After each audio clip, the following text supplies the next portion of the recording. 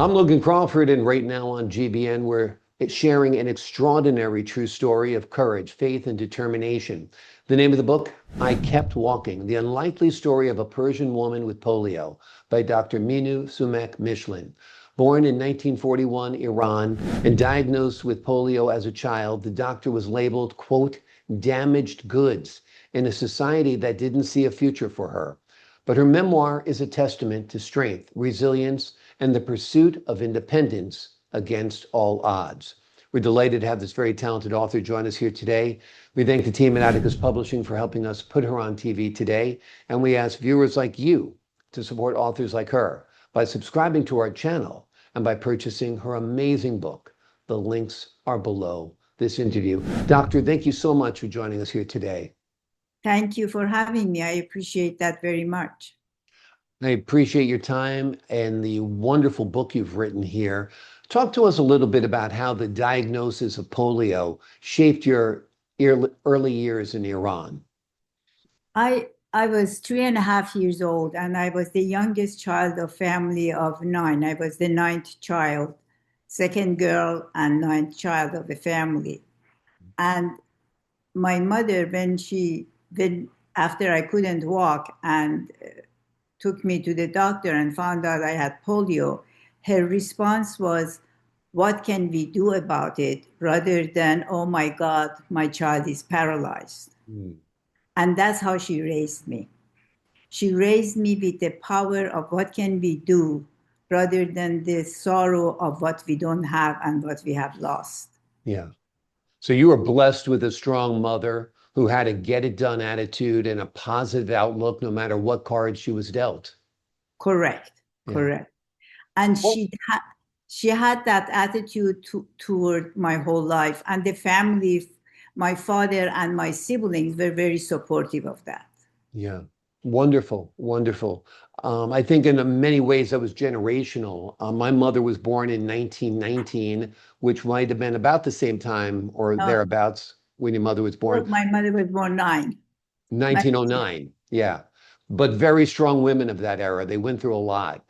And they were guiding forces in the family, no doubt. What was it like growing up as a girl with a disability in the 1940s in Iran? It was very difficult. It was very difficult, but I think that the strength that my mother was giving me the strength to cope with it. She never hid me. She always treated me like I was the best thing that ever happened to her. But she was able to do that with all her children, but especially with me. And that helped me to be strong and to appreciate what I have and not to have sorrow about what I don't have. She sent me to the best possible kindergarten, preschool. In Iran, we called it kindergarten, but it was really preschool. That was exceptional, and not every child had that opportunity, but she would sacrifice anything to support me. And so I went to school, and I could see I couldn't do things that other children could do.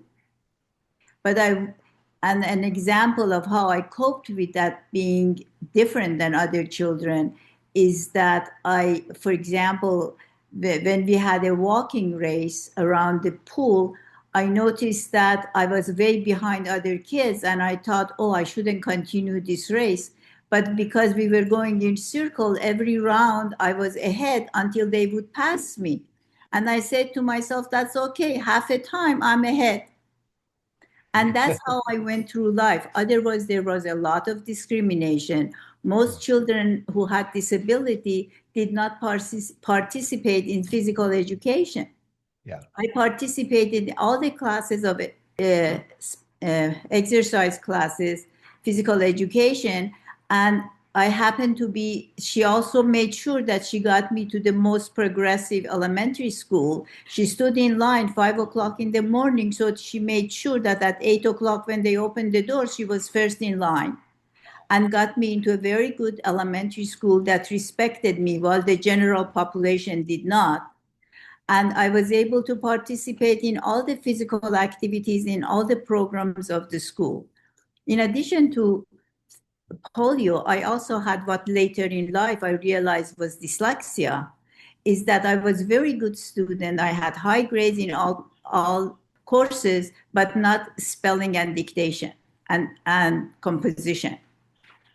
But because I took the fact that I could do math and social sciences and speak articulately and participate, didn't let the inability to spell and to write hold me back. And then she got me a tutor to teach me how to write, and so that I could pass the courses, not that I became top of the class, but at least I didn't fail dictation and composition. I had tutor for all my through elementary school for spelling and dictation. And I still can't spell. It didn't help for the rest of my life. And so I learned from very young age that you do what you can do and you get help a little bit for what you cannot do. And I think that is another blessing that she taught me, is that it's okay to get help for what you cannot do so you can do what you can do.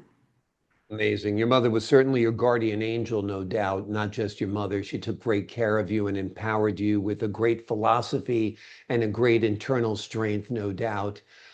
Talk to us about the moment you realized you needed to leave your home country. That I have to admit, I've been very lucky in life, and part of the reason I wrote the book, I talked the book, and Gali Kornberg, who I have his name on the cover of the book, we wrote together. I talked and he wrote, I corrected, he corrected, back and forth. So I have to give him that credit. But there is, and when I retired and had time to think and catch my breath at the age of 70, I decided that this has not been a normal life, and I have accomplished and I have suffered, and it's good to put the two together and write it for other people who have challenges in life, and also for my children and grandchildren. So that's motivated me to do the book. And then I realized, but I'm not a good writer, opposed to most of your guests who are professional writers. So I looked for a person who was well-established writer, who other people call them ghostwriter, but I didn't want a ghostwriter. I wanted the world to know that I had someone who helped me to write this book. The literature of the book comes from Gali Kornberg. The thoughts and ideas comes from me. Yeah. Wonderful, wonderful. And we worked for 4 years. I wrote my own style of writing. He read it, he rewrote it. And that's how the book was created. Well, it's a wonderful collaboration because you did a great job in telling your story. How did your relationship with your mother evolve throughout your journey? Over the years, as I became, one of the interesting things about my life was that from very young age of 12, I had, which was not common in Iran, there was a Jewish youth group center that my mother took me with her.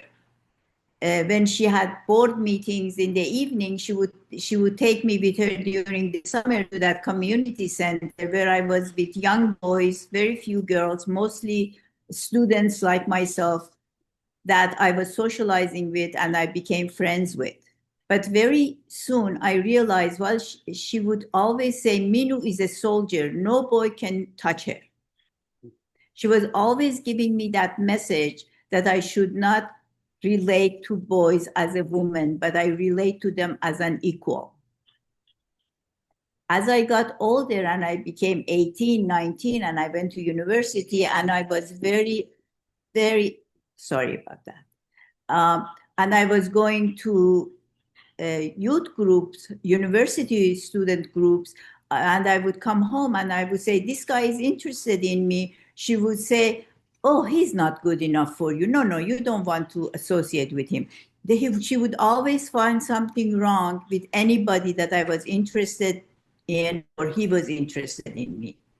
And then I had the scholarship to come to United States for about a year and a half, and I learned about America, and I realized that in America, you don't need your mother's approval. You don't need the boy's family's approval. It's just you and the guy. So when I went back to Iran, I decided that my life should be in United States and not in Iran. Mm-hmm.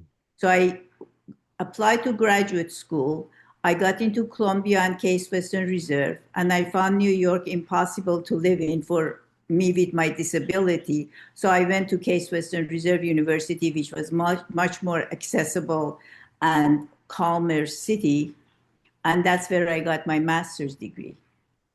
And by then I realized that I'm already 25, 26 years old. I never had a romantic relationship. I haven't had a boyfriend.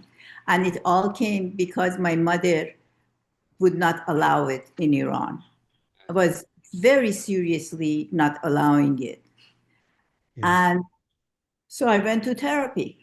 And the therapist said, "What are you here for?" I said, "I want to be a mother. I'm 26 years old and it's getting late. I have to find out. I've been with boys since I was 12 years old and I haven't had a romantic relationship. And I don't think that I'm that ugly.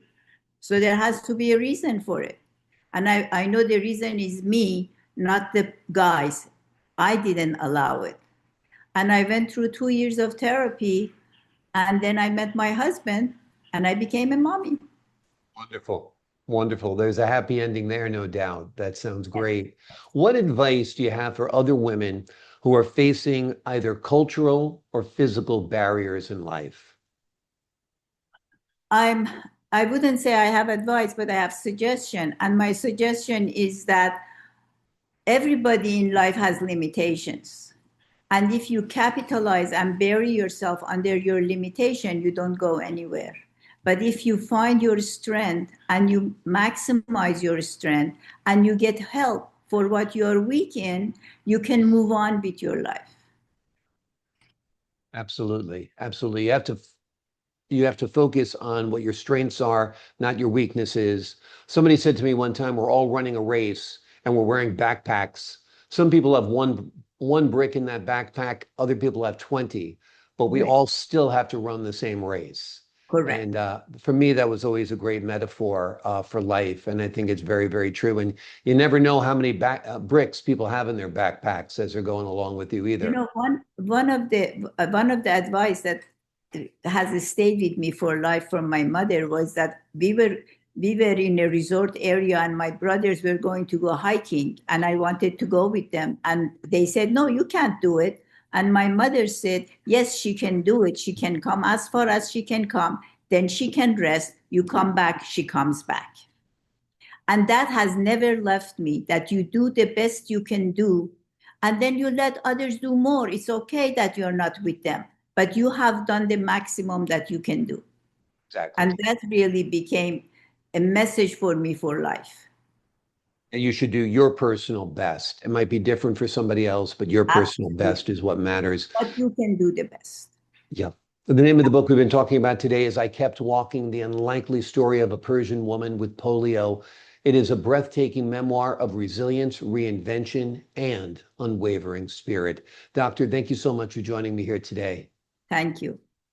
I appreciate your time, your insight, and your wisdom. To the folks at home, I'm Logan Crawford for the Global Book Network. So long for now.